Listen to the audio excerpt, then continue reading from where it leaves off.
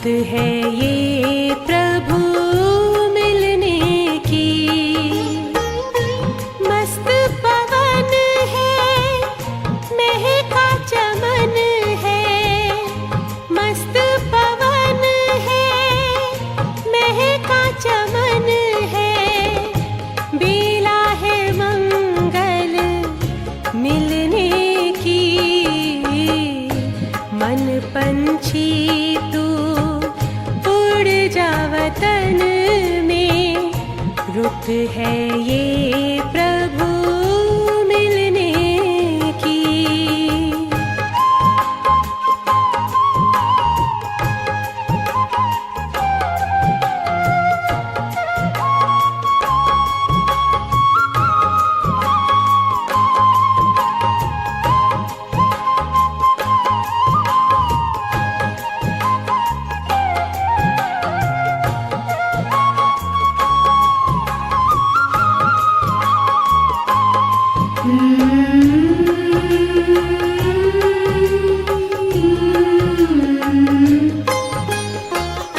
बादल की छाँव से, तारों के गाँव से पार चला जा। जग की हवाओं से पार चला जा। जग की हवाओं से छोड़ के पीछे नील गगन को। ये घड़ी है प्रभु मिलने की। मन पंछी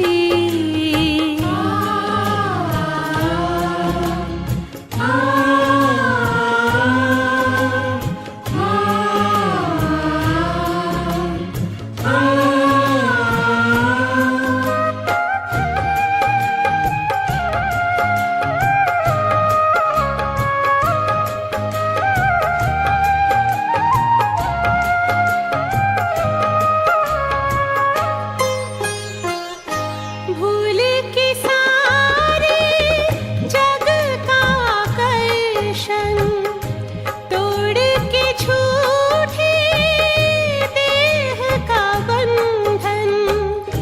तोड़ के झूठे देह का बंधन। उड़ जा प्रेम के पंख लगा कर। दिल में लगन अब मिलने की। मन पंछी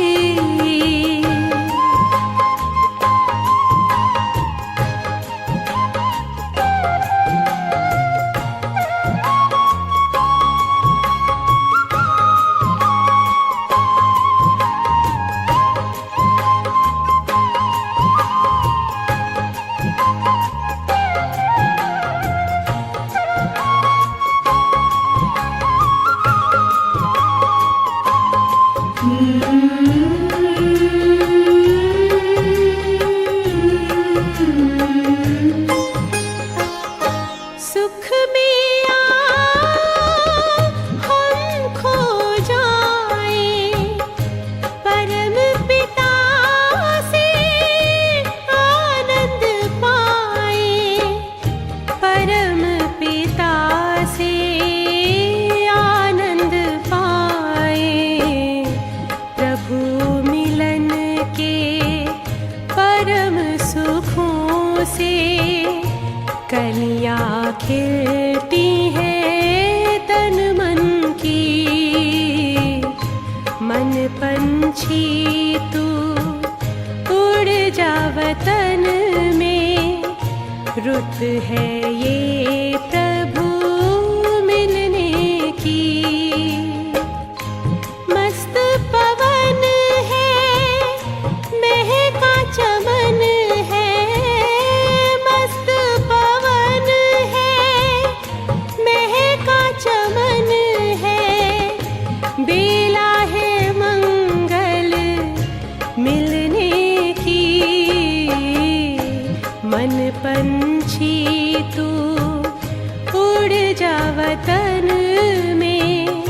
रुत है ये प्रभु मिलने की,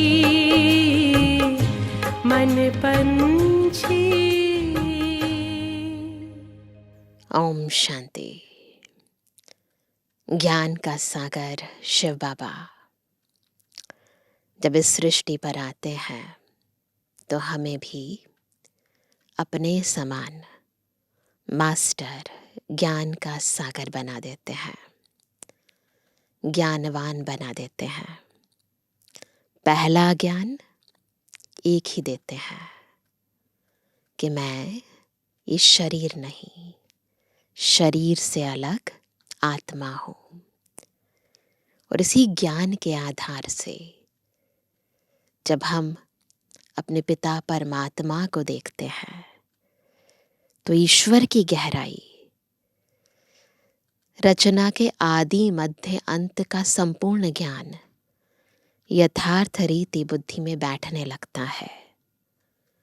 आत्मचिंतन, परमात्म चिंतन स्वतः ही कराता है और इससे आत्मा का जो ज्ञान का तीसरा नेत्र खुलता ही जाता है। ये आत्मचिंतन हमें कैसे करना है, कैसे ज्ञान का प्रत्यक्ष स्वरूप बनना है, ज्ञान का मनन मंथन चिंतन करके स्वयं को ज्ञान का प्रतिरूप कैसे बनाना है, उस पराकाष्ठा तक कैसे पहुंचना है, आज की मुरली हमें यथार्थ रीति बता रही है। सुनते हैं बाबा के मधुर महावाक्य। आज है 9 तारीख 9 नवंबर 2024। बाबा के महावाक्य हैं, मीठे बच्चे बाप आया है तुम बच्चों को भक्ति तू आत्मा से, ज्ञानी तू आत्मा बनाने, पतित से पावन बनाने। आत्मा जो भक्ति मार्ग में स्थूलता में पड़ गई थी उसे ज्ञान स्वरूप बना देते हैं, उसके सूक्ष्म स्वरूप में टिका देते हैं, पतित से पावन बना देते हैं हमारा बाबा। प्रश्न है, ज्ञानवान बच्चे किस चिंतन में सदा रहते हैं? है ना, सदा रहते हैं, ऐसे नहीं कभी करते हैं कभी नहीं करते। ज्ञानवान बच्चे कौन सा चिंतन सदा करते हैं? उत्तर है मैं। सभी स्वरूप में टिकेंगे भी साथ साथ सुनते सुनते। मैं अविनाशी आत्मा हूँ, यह शरीर विनाशी है। मैंने 84 शरीर धारण किए हैं, अब यह अंतिम जन्म है। आत्मा कभी छोटी बड़ी नहीं होती है, शरीर ही छोटा बड़ा होता है।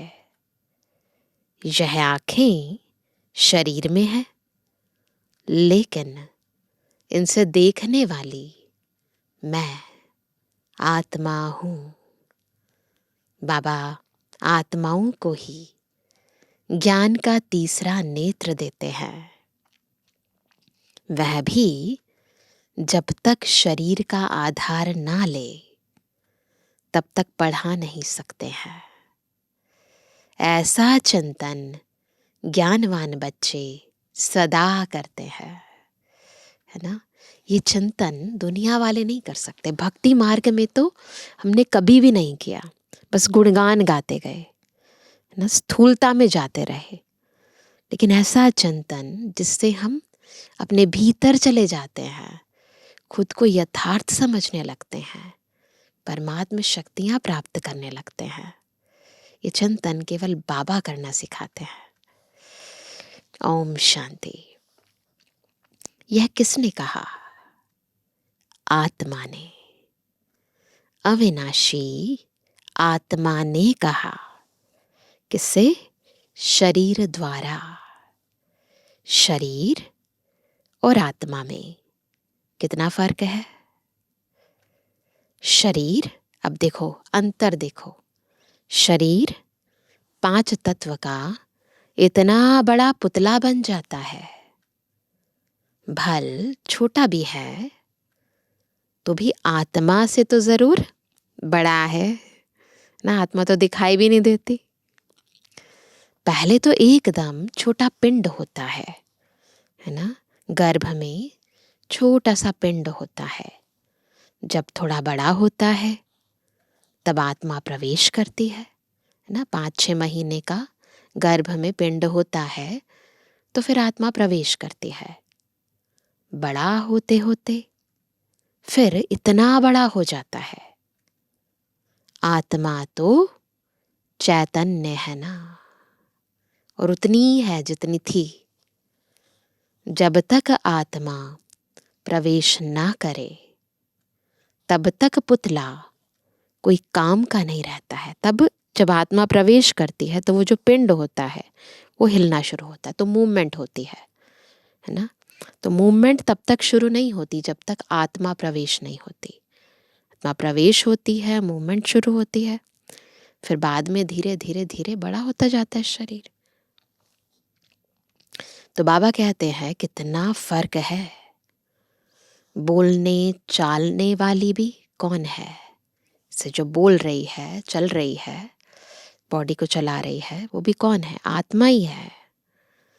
वह इतनी छोटी सी बिंदी है ना, छोटी सी बिंदी है। वह कभी छोटी बड़ी नहीं होती। आत्मा उतनी ही रहती है।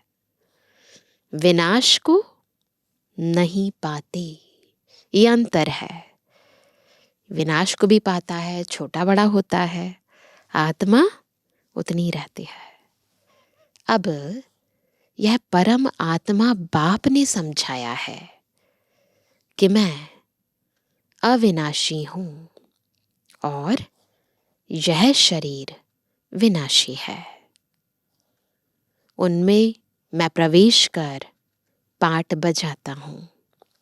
यह बातें तुम अभी चिंतन में लाते हो। तो इसको थोड़ा सा फील करेंगे ना तो ज्ञान ऐसा लगेगा बिल्कुल स्वरूप बन गए हैं उसके हम।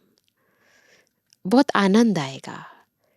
सोल कॉन्शियस होकर जब हर चीज सोचते हैं तो आत्मा को अंदर से खुशी होती है। आगे तो ना आत्मा को जानते थे न परमात्मा को जानते थे। सिर्फ कहने मात्र कहते थे, हे परम पिता परमात्मा। आत्मा भी समझते थे, परंतु फिर कोई ने कहा तुम परमात्मा हो, है ना। पहले ये तो समझते थे, दुनियावी गीता में भी लिखा है कि आप एक आत्मा है, तो समझते थे। परंतु फिर किसी ने कह दिया कि आत्मा ही परमात्मा है, तो यह किसने बतलाया? हाँ, इन भक्ति मार्ग के गुरुओं और शास्त्रों ने। सतयुग में तो कोई बतलाएंगे नहीं। अभी बाप ने समझाया है, तुम मेरे बच्चे हो। आत्मा परमात्मा एक नहीं है। पिता हमारा परमात्मा है, हम उनके बच्चे हैं। आत्मा नेचुरल है, शरीर अननेचुरल, मिट्टी का बना हुआ है, ये आर्टिफिशियल है ना। बाकी प्रकृति के पंच तत्वों का बना हुआ है। जब आत्मा है तो बोलती चालती है। अभी तुम बच्चे जानते हो, हम आत्माओं को बाप आकर समझाते हैं। निराकार शिव बाबा इस संगम युग पर ही इस शरीर द्वारा आकर सुनाते हैं। यह आंखें तो शरीर में रहती ही हैं। अभी बाप ज्ञान चक्षु देते हैं ना। ये आंखें तो रहती हैं, बाबा तीसरा नेत्र देते हैं, ज्ञान का चक्षु। आत्मा में ज्ञान नहीं है तो अज्ञान चक्षु है, फिर अज्ञानता के नेत्र से देखती है ना। भक्ति के आधार से देखती है, स्थूल आधार से देखती है। बाप आते हैं तो आत्मा को ज्ञान चक्षु मिलते हैं। अब इस नॉलेज के आधार से हम खुद को भी देखते हैं और दूसरों को भी देखते हैं। आत्मा ही सब कुछ करती है। आत्मा कर्म करती है शरीर द्वारा। अभी तुम समझते हो, बाप ने यह शरीर धारण किया है। अब देखने का नजरिया हमारा बदल गया है ना। साकार मुरली है तो फिर अगर अपने सामने हम समक्ष अनुभव करें ब्रह्मा बाबा, तो फिर समझ आती है कि ब्रह्मा बाबा के तन में शिव बाबा प्रविष्ट हुए हैं, है ना। तो समझते हैं बाप ने यह शरीर धारण किया है। अपना भी राज बताते हैं, सृष्टि के आदि मध्य अंत का राज भी बताते हैं, सारे नाटक का भी नॉलेज देते हैं। आगे तुमको कुछ भी पता नहीं था, न खुद का, न बाबा का, न ड्रामा का। हाँ, नाटक जरूर है, ये तो कहते थे ना शेक्सपियर ने भी कहा, all the world a stage, all the man and women merely players. तो कहते थे ये रंगमंच है, हम सब पाठधारी हैं। तो वह कहते जरूर है कि नाटक है, सृष्टि का चक्र फिरता है, परंतु कैसे फिरता है यह कोई नहीं जानते हैं। रचयिता और रचना के आदि मध्य अंत का ज्ञान अभी तुमको मिलता है, केवल अभी, संगम पर, ना इससे पहले ना इसके बाद। बाकी तो सब है भक्ति। बाप ही आकर तुमको ज्ञानी तू आत्मा बनाते हैं। क्या बन जाते हैं हम इससे? ज्ञानी तू आत्मा, वो आत्मा जिसमें ज्ञान प्रत्यक्ष स्वरूप में है न। ज्ञानी तू आत्मा बना देते हैं बाबा। आगे तुम क्या थे? भक्ति तू आत्मा थे, है ना। भक्ति के संस्कार थे ना आत्मा में। तू आत्मा भक्ति करते थे, यानी हम आत्माएं भक्ति करती थी। अभी तुम आत्मा ज्ञान सुनते हो। भक्ति को कहा जाता है अंधियारा। ऐसे नहीं कहेंगे भक्ति से भगवान मिलता है, ऐसे नहीं कहेंगे। बाप ने समझाया है भक्ति का भी पार्ट है, ज्ञान का भी पार्ट है। तुम जानते हो, हम भक्ति करते थे तो कोई सुख नहीं था, है ना, और ही दुखी होते गए। छैने बजाना, नगाड़े बजाना, व्रत रखना, उपवास रखना, शरीर को तकलीफ देना, है ना। भक्ति करते धक्का खाते रहते थे, बाप को ढूंढते थे, यही तो करते थे। कभी यहाँ, कभी इस देवता के रूप में, कभी इस पहाड़ी पर जाना, कभी इस तीर्थ पर जाना, ढूंढते रहते थे। अभी समझते हो, क्या समझते हैं? यज्ञ, तप, दान, पुण्य आदि जो कुछ करते थे, ढूंढते ढूंढते धक्का खाते खाते तंग हो जाते हैं, तमो प्रधान बन जाते हैं। तंग भी हो जाते हैं और तमो प्रधान भी बन जाते हैं, क्योंकि गिरना होता है ना, स्थूलता में जाते हैं। झूठे काम करना, छीछी होना होता है ना। सारे झूठे ही काम करते हैं, देहभान में आकर करते हैं, देहिक पदार्थों से करते हैं। और शिव बाबा तो देह से न्यारा है, पतित भी बन गए। ऐसे नहीं कि पावन होने के लिए भक्ति करते थे, ऐसा कोई लक्ष्य नहीं था। भगवान से पावन बनने बगैर हम पावन दुनिया में जा नहीं सकेंगे। तो ये बहुत इंपॉर्टेंट बात है, भगवान से पावन बनने बगैर, है ना। जब तक श्रीमत के आधार से हम पावन नहीं बनते, किसी और के कहने से पावन बनना वो भी नहीं काउंट होगा। श्रीमत पर पावन बनना, भगवान के कहने पर उस रीति पावन बनना, तब पावन दुनिया में जाएंगे। ऐसे नहीं कि पावन बनने बगैर भगवान से मिल नहीं सकते। भगवान को तो कहते हैं आकर पावन बनाओ, वो तो आता ही पतित दुनिया में है। पतित ही भगवान से मिलते हैं पावन होने के लिए। पावन से तो भगवान मिलता ही नहीं, देवी देवताओं से भगवान नहीं मिलते हैं। हम जब पतित बन जाते हैं तो हमसे बाबा मिलते हैं। सतयुग में थोड़ी इन लक्ष्मी नारायण से भगवान मिलता है। देखो हम कितने भाग्यशाली हैं, लक्ष्मी नारायण भी इतने भाग्यशाली नहीं हैं। भगवान आकर के तुम पतितों को पावन बनाते हैं और तुम यह शरीर छोड़ देते हो। पावन तो इस तमो प्रधान पतित सृष्टि में रह नहीं सकते।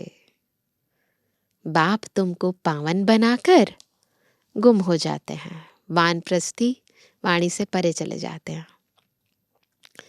उनका पार्ट ही ड्रामा में वंडरफुल है। जैसे आत्मा देखने में आती नहीं है, भल साक्षात्कार होता है तो भी समझ ना सके। और तो सबको समझ सकते हैं, यह फलाना है, यह फलाना है ना। स्थूल रूप होता है ना, तो किसी का साक्षात्कार हो जाता है, गणेश जी का, हनुमान जी का, देवी माँ का, तो पता चलता है कि हाँ भाई इनका साक्षात्कार हुआ, ये थी। पर आत्मा तो बिंदु है। अब कौन सी आत्मा का साक्षात्कार हुआ पता ही नहीं है। तो बाबा कहते हैं आत्मा तो देखने में ही नहीं आती है। तो बाबा कहते हैं और तो सबको समझ सकते हैं, यह फलाना है, यह फलाना है, याद करते हैं, चाहते हैं फलाने का चैतन्य में साक्षात्कार हो, और तो कोई मतलब नहीं, इसके अलावा और कोई इच्छा नहीं है, बस दर्शन हो जाए। अच्छा, चैतन्य में देखते हो, फिर क्या, उससे क्या होगा, लाभ क्या होगा? साक्षात्कार हुआ फिर तो गुम हो जाएगा। अल्पकाल क्षणभंगुर सुख की आश पूरी होगी, उसको कहा जाएगा अल्पकाल क्षणभंगुर सुख, है ना, बहुत छोटे टाइम के लिए। क्षणभंगुर, बिल्कुल क्षणों के लिए हुआ, सुख मिला, बस खत्म। साक्षात्कार की चाहना थी, वह मिला, बस। यहां तो मूल बात है पतित से पावन बनने की। हमें तो बाबा वैसा बना देते हैं, पावन बनेंगे तो देवता बन जाएंगे, अर्थात स्वर्ग में चले जाएंगे। देखो वंडरफुल बात है ना। शास्त्रों में तो कल्प की आयु लाखों वर्ष लिखती है। समझते हैं कलयुग में अजुन 40,000 वर्ष पड़े हैं। बाबा तो समझाते हैं सारा कल्प ही 5,000 वर्ष का है ना। वहां पर क्या है, इतना हजारों वर्ष जब सुनते हैं तो फिर बुद्धि लगाने की कोशिश ही नहीं करते। 5,000 वर्ष है तो लिमिटेशन है, समझ सकते हैं। तो मनुष्य अंधियारे में है ना, उनको कहा जाता है घोर अंधियारा, ज्ञान कोई में है नहीं, वह सब है भक्ति। रावण जब से आता है तो भक्ति भी उनके साथ है, और जब बाप आते हैं तो उनके साथ ज्ञान है ना। बाप से एक ही बार ज्ञान का वर्षा मिलता है, घड़ी घड़ी नहीं मिल सकता। वहां तो तुम कोई को ज्ञान देते नहीं, दरकार ही नहीं। सतयुग में दरकार नहीं। ज्ञान उनको मिलता है जो अज्ञान में है। अज्ञानता यानी अपने को देह समझना ना, सबसे पहला अज्ञान यही है ना। तो जो अपने को देह समझते हैं, ये झूठ समझते हैं, उनको ज्ञान मिलता है। तो बाबा कहते हैं बाप तो कोई को जानते ही नहीं, बाप को गाली देने बगैर कोई बात ही नहीं करते, है ना। बाप को कोई भी नहीं जानते और बाबा को गाली देने बगैर कोई बात ही नहीं करते। सर्वव्यापी कह देना, ठिक्कर भित्तर कह देना, कच्छ मच्छ अवतार कह देना, है ना। ये भी तुम बच्चे अभी समझते हो। ना बाबा को जानते हैं, ना बाबा के बारे में जानते हैं, और ही गाली देते रहते जाने अनजाने। तो वह कहते ये भी तुम बच्चे अभी समझते हो। तुम कहते हो ईश्वर सर्वव्यापी नहीं है, वह हम आत्माओं का बाप है। और वो कहते हैं, वो क्या कहते हैं कि नहीं, परमात्मा ठिक्कर भित्तर में है। तुम बच्चों ने अच्छी तरह समझा है, भक्ति बिल्कुल अलग चीज है, ज्ञान से बिल्कुल अलग है। उनमें जरा भी ज्ञान नहीं होता ना, बुद्धि का प्रयोग ही नहीं करते हैं। समय ही सारा बदल जाता है, भगवान का भी नाम बदल जाता है, फिर मनुष्यों का भी नाम बदल जाता है। पहले कहा जाता है देवता, फिर क्षत्रिय, वैश्य, शूद्र, सब कुछ बदल जाता है। समय बदलता है, बुद्धि बदल जाती है ना, देखने का नजरिया, सोचने का नजरिया, कर्म करने का तरीका, सब कुछ बदल जाता है। तो बाबा कहते हैं नाम भी बदल जाता है, रूप भी बदल जाता है, गुण भी बदल जाते हैं, सब बदल जाता है। तो बाबा कहते हैं कि समय ही सारा बदल जाता है, भगवान का भी नाम बदल जाता है, फिर मनुष्यों का भी नाम बदल जाता है। पहले कहा जाता है देवता, फिर क्षत्रिय, वैश्य, शूद्र। वह दैवी गुणों वाले मनुष्य हैं, और यह है कंट्रास्ट, आसुरी गुणों वाले मनुष्य बिल्कुल छी छी हैं। गुरु नानक ने भी कहा है असंख्य चोर, है ना। इसके आगे फिर बहुत गाली वाली बातें हैं। तो कितना ज्यादा भगवान की निंदा करते हैं। मनुष्य कोई ऐसा कहे तो उनको झट कहेंगे तुम यह क्या गाली देते हो, है ना। तो बाबा कहते हैं, परंतु बाप कहते हैं ये सब आसुरी संप्रदाय है, तुमको क्लियर कर समझाते हैं। वह रावण संप्रदाय, वह राम संप्रदाय। गांधी जी भी कहते थे हमको राम राज्य चाहिए। राम राज्य में सब निर्विकारी हैं और रावण राज्य में है सब विकारी। इनका नाम ही है वैश्यालय, विषय विकारों का आलय। रौरव नर्क है ना। इस समय के मनुष्य विषय वैतरणी नदी में पड़े हैं, है ना। वो जो नर्क का गायन गरुड़ पुराण में है, वास्तव में वो नर्क यहाँ है। मनुष्य, जानवर आदि सब एक समान है। मनुष्य की कोई भी महिमा नहीं है। 5 विकारों पर तुम बच्चे जीत पाकर मनुष्य से देवता पद पाते हो, बाकी सब खत्म हो जाते हैं। देवताएं सतयुग में रहते थे, अभी इस कलयुग में असुर रहते हैं, है ना। असुर कौन? जिनमें आसुरी गुण हैं, वो असुर है। सब में 5 विकार हैं। वहां देवता थे, सब निर्विकारी थे। यहाँ असुर है, सब विकारी हैं। असुरों की निशानी क्या है? 5 विकार। देवताओं को कहा जाता है संपूर्ण निर्विकारी, और असुरों को कहा जाता है संपूर्ण विकारी। वह है कंट्रास्ट, संगम पर है ना। इधर भी देखो, असुरों को भी देखो और देवताओं को भी देखो, ऊपर टॉप पर खड़े होकर। वह है 16 कला संपूर्ण, और यहाँ इधर आ जाओ, कलयुग में नो कला, सबकी कला काया चट हो गई है। अब यह बाप बच्चों को बैठ समझाते हैं। अब समझ आती है ना, बुद्धि को कंट्रास्ट पता चलता है।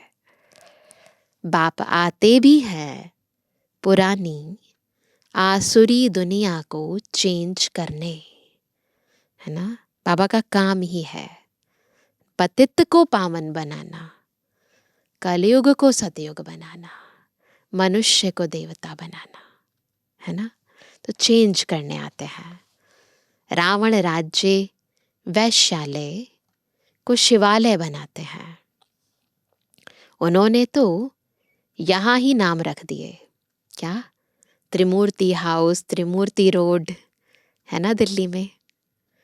आगे थोड़ी ये नाम थे। अब होना क्या चाहिए? यह सारी दुनिया किसकी है?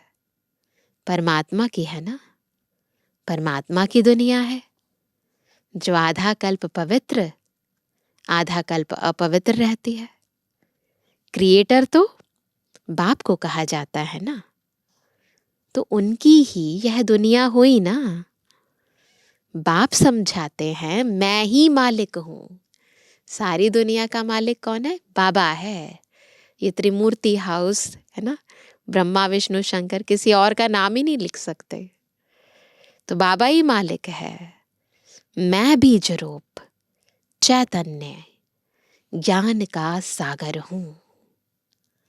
मेरे में सारा ज्ञान है, बिल्कुल एक्टिव वॉइस में, जैसे बाबा डायरेक्ट हमें बता रहे हैं अपने बारे में। मेरे में सारा ज्ञान है और कोई में नहीं। तुम समझ सकते हो, यह सृष्टि चक्र के आदि मध्य अंत का नॉलेज बाप में ही है। बाकी तो सब है गपोड़े, और बाकी कुछ भी कहीं भी लिखा है, किसी ने भी कहा है ना, वो कुछ भी यथार्थ नहीं है, सत्य नहीं है, गपोड़े हैं। केवल बाबा ही आकर हमें सत्य बात बताते हैं।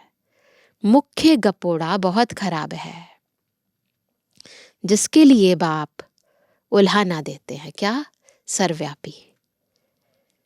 तुम मुझे ठिक्कर भित्तर कुत्ते बिल्ली में समझ बैठे हो।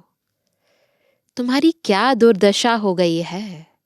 क्रिएटर की, है ना, कितनी मानहानि कर देते हैं, कितना अपमान करते हैं बाबा का, है ना।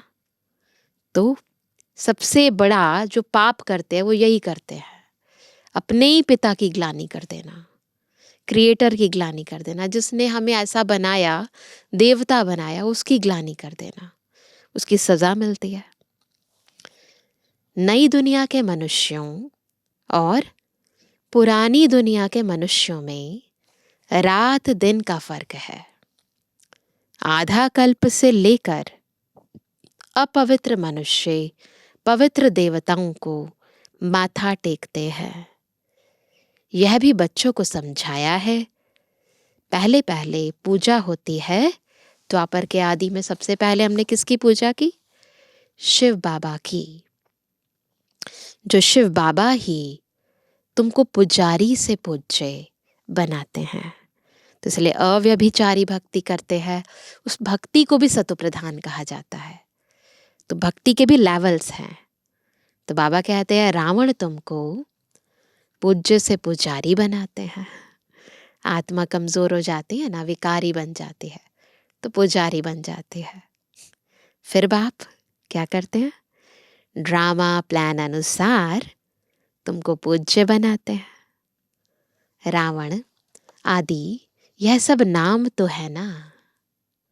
दशहरा जब मनाते हैं तो कितने मनुष्यों को बाहर से बुलाते हैं, इनवाइट करते हैं स्पेशली, परंतु अर्थ कुछ नहीं समझते। दशहरे का अर्थ क्या है, रावण कौन है, ये नहीं जानते। देवताओं की कितनी निंदा करते हैं। ऐसी बातें तो बिल्कुल है नहीं। जैसे कहते हैं ईश्वर नाम रूप से न्यारा है, ना नाम है ना रूप है ना, अर्थात नहीं है। जब नाम भी नहीं है, रूप भी नहीं है, इसका मतलब एग्जिस्टेंस पर ही डाउट है। वैसे यह जो कुछ खेल आदि बनाते हैं, रामलीला वगैरह करते हैं ना, वह कुछ भी है नहीं। एक्चुअली में ऐसा कुछ नहीं हुआ। यह सब है मनुष्यों की बुद्धि, है ना। मनुष्य मत को आसुरी मत कहा जाता है। यथा राजा रानी तथा प्रजा, सब एक जैसे हो जाते हैं, सभी आसुरी बुद्धि वाले हो जाते हैं, सब ऐसे बन जाते हैं। इनको कहा जाता है डेविल वर्ल्ड। सारी दुनिया डेविल वर्ल्ड, और बाबा क्या बनाते हैं? डिवाइन वर्ल्ड, है ना। सब एक दो को गाली देते रहते हैं, एक दो की निंदा करते रहते हैं, देवताओं की भी निंदा, भगवान की भी निंदा, एक दूसरे की भी निंदा, गाली देते रहते हैं। तो बाप समझाते हैं, बच्चे जब बैठते हो तो अपने को आत्मा समझ बाप को याद करो। पहली पहली श्रीमत है, पहला पहला चैप्टर है। अपने को आत्मा समझ बाप को याद करो। तुम अज्ञान में थे तो परमात्मा को ऊपर में समझते थे। अभी तो जानते हो बाप यहाँ आया हुआ है, तो तुम ऊपर में नहीं समझते हो। तुमने बाप को यहाँ बुलाया है, इस तन में। तुम जब अपने अपने सेंटर्स पर बैठते हो तो समझेंगे शिव बाबा मधुबन में इनके तन में है। भक्ति मार्ग में तो परमात्मा की है, परमात्मा को ऊपर में मानते थे ना, कहते हैं ना ऊंचा तेरा नाम, ऊंचा तेरा धाम। तो भक्ति मार्ग में तो परमात्मा को ऊपर में मानते थे।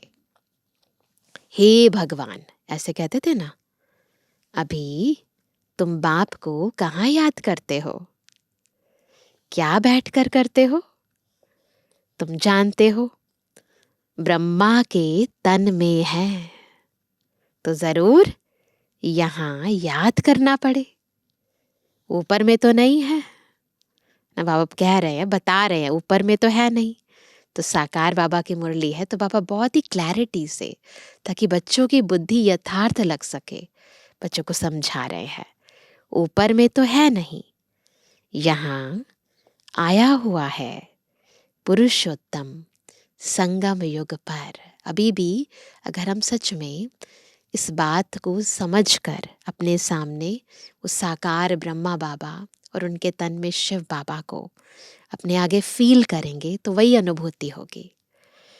तो बाबा कहते हैं कि यहाँ आया हुआ है पुरुषोत्तम संगम युग पर। बाप कहते हैं तुमको इतना ऊंच बनाने मैं यहाँ आया हूँ। हमारे लिए आए हैं बाबा। तुम बच्चे यहाँ याद करेंगे, भक्त ऊपर में याद करेंगे। तुम भल विलायत में होंगे तो भी कहेंगे ब्रह्मा के तन में शिव बाबा है। तन तो जरूर चाहिए ना। कहाँ भी तुम बैठे होंगे तो जरूर यहाँ याद करेंगे। ब्रह्मा के तन में ही याद करना पड़े। कई बुद्धिहीन ब्रह्मा को नहीं मानते हैं। बाबा ऐसे नहीं कहते ब्रह्मा को याद ना करो। ब्रह्मा बगैर शिव बाबा कैसे याद पड़ेगा? बाप कहते हैं मैं इस तन में हूं, इसमें मुझे याद करो। इसलिए तुम बाप और दादा दोनों को याद करते हो। बुद्धि में यह ज्ञान है, इनकी अपनी आत्मा है। शिव बाबा को तो अपना शरीर नहीं है। बाप ने कहा है मैं इस प्रकृति का आधार लेता हूं। बाप बैठ सारे ब्रह्मांड और सृष्टि के आदि मध्य अंत का राज समझाते हैं। और कोई ब्रह्मांड को जानते ही नहीं।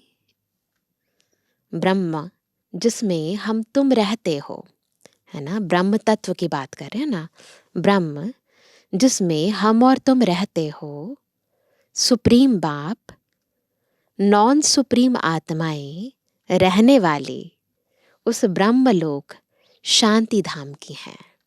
बाबा सुप्रीम है, हम सुप्रीम तो नहीं है, नॉन सुप्रीम है, परंतु हम सभी आत्माएं वहीं ब्रह्मलोक में रहती हैं, शांति धाम में रहती हैं। शांति धाम नाम बहुत मीठा नाम है ना, स्वीट साइलेंस होम कहते हैं ना, तो शांति धाम बहुत मीठा नाम है। यह सब बातें तुम्हारी बुद्धि में है। हम असुल के रहवासी, है ना, कहाँ के रहवासी हैं? ब्रह्म महातत्व के हैं, जिसको निर्वाण धाम, वानप्रस्थ कहा जाता है। यह बातें अभी तुम्हारी बुद्धि में है। जब भक्ति है तो ज्ञान का अक्षर नहीं। इनको कहा जाता है पुरुषोत्तम संगम युग, जबकि चेंज होती है, भक्ति से ज्ञान में आ जाते हैं। पुरानी दुनिया में असुर रहते हैं, सब में आसुरी अवगुण है ना। नई दुनिया में देवताएं रहते हैं, तो उनको चेंज करने के लिए, असुरों से देवता बनाने के लिए बाप को आना पड़ता है। सतयुग में तुमको कुछ भी पता नहीं रहेगा। अभी तुम कलयुग में हो तो भी कुछ पता नहीं है ना। बाबा कहते हैं जब नई दुनिया में होंगे तो भी इस पुरानी दुनिया का कुछ पता नहीं होगा। अभी पुरानी दुनिया में हो तो नई दुनिया का मालूम नहीं है। नई दुनिया कब थी पता नहीं, तो वह तो लाखों वर्ष कह देते हैं, शास्त्र लाखों वर्ष कह देते हैं, ऋषि मुनि लाखों वर्ष कह देते हैं। तुम बच्चे जानते हो, बाप इस संगम युग पर ही कल्प कल्प आते हैं, आकर इस वैरायटी झाड़ का राज समझाते हैं। और यह चक्र कैसे फिरता है वह भी तुम बच्चों को समझाते हैं। तुम्हारा धंधा ही है यह समझाने का। बाबा भी हमें ये समझाते हैं, हमें औरों को समझाना है, यही हमारा धंधा है। अब एक एक को समझाने से तो बहुत टाइम लग जाए, इसलिए अभी तुम बहुतों को समझाते हो। शिविर लगता है ना तो बहुतों को समझा देते हैं, बहुत समझते हैं। यह मीठी मीठी बातें फिर बहुतों को समझानी है। तुम प्रदर्शनी आदि में समझाते हो ना, अब शिव जयंती पर और भी अच्छी रीति बहुतों को बुलाकर समझाना है। खेल की ड्यूरेशन कितनी है तुम तो एक्यूरेट बताएंगे। यह टॉपिक्स हुई ना, ड्रामा के अलग अलग हम टॉपिक्स बनाते ना, शिविर के अंदर भी आत्मा का परिचय, परमात्मा का परिचय, ड्रामा, है ना, अष्ट शक्तियाँ, इस तरह से अलग अलग टॉपिक्स बनाते हैं। हम भी यह समझाएंगे। तुमको बाप समझाते हैं ना, जिससे तुम देवता बन जाते हो। जैसे तुम समझकर देवता बनते हो वैसे औरों को भी बनाते हो। बाप ने हमको यह समझाया है। हम किसकी ग्लानि आदि नहीं करते हैं, है ना, ऐसे किसी और को कमज़ोर करके नहीं बोलना है, किसी की ग्लानि नहीं करनी है। हम बतलाते हैं ज्ञान को सद्गति मार्ग कहा जाता है। तो भक्ति को हम नीचा नहीं गिराते, ऐसे बताते नहीं है, वर्णन नहीं करते कि भक्ति हमें नीचे गिराती है या ऐसा करती है, परंतु हम ये बताते हैं कि ज्ञान से हमें सद्गति मिलती है। तो ज्ञान को सद्गति मार्ग कहा जाता है। एक सतगुरु ही है पार करने वाला। ऐसी ऐसी मुख्य पॉइंट्स निकाल कर समझाओ। यह सारा ज्ञान बाप के सिवाय कोई दे नहीं सकता है। अच्छा मीठे मीठे सिकंदर जवानी बच्चों पे जुबानी बाप दादा का दिल जान सको प्रेम से नंबरवार प्रसाद अंसार यादगार और गुणवानी। रूहानी बच्चों की रूहानी बाप दादा को गुड मॉर्निंग, नमस्ते नमस्ते नमस्ते।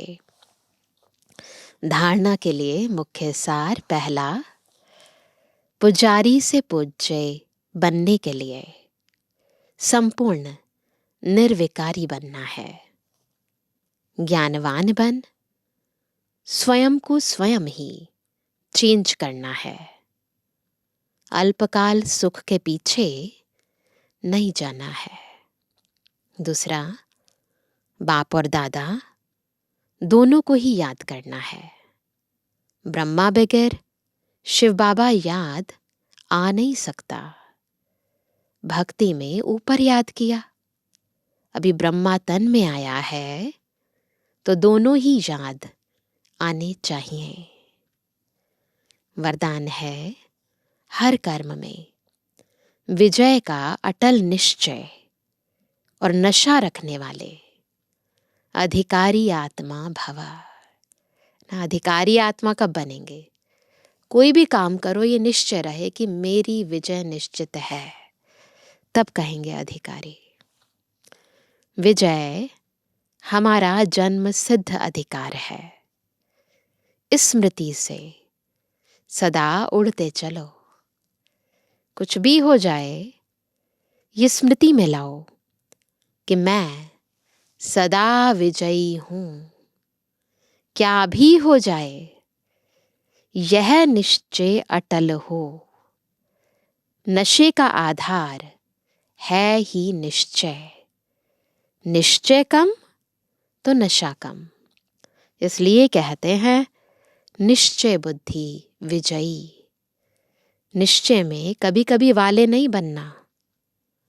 अविनाशी बाप है तो अविनाशी प्राप्ति के अधिकारी बनो। हर कर्म में विजय का निश्चय और नशा हो।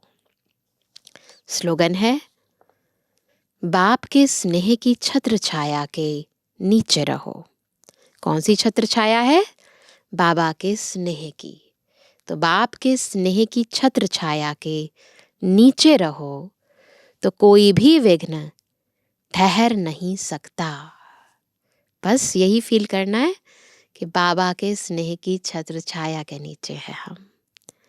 आज विशेष हम अपने ज्ञान स्वरूप में स्थित होने का अभ्यास करेंगे। स्मृति में लाएंगे कि मैं आत्मा देह में रहकर इन कर्म इंद्रियों से कर्म करा रही हूँ। 84 जन्म में मैंने ऐसे ही 84 चोले 84 तन धारण किए हैं और अब संगम युग पर खुद भगवान मुझे पढ़ा रहे हैं। तो निश्चय से, नशे से, स्वमान से, आत्मिक स्मृति में रहकर हम हर कर्म करने का आज अभ्यास करेंगे। अच्छा, ओम शांति।